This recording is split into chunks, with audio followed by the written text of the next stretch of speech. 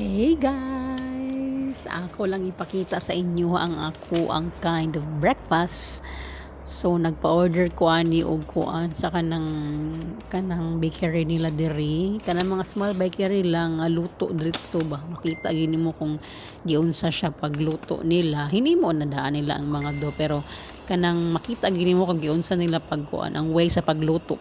So ang tawag ani kay cheese bread mo na siya. So wala uso-uso diri nga unsa pustanan ang iputos nila kanang klase nga papel nga ingon na gid lang putos. So that time nagwait na ko sa akong coffee, naabot na siya kay nagpahimo man ko sa among office boy sa opisina.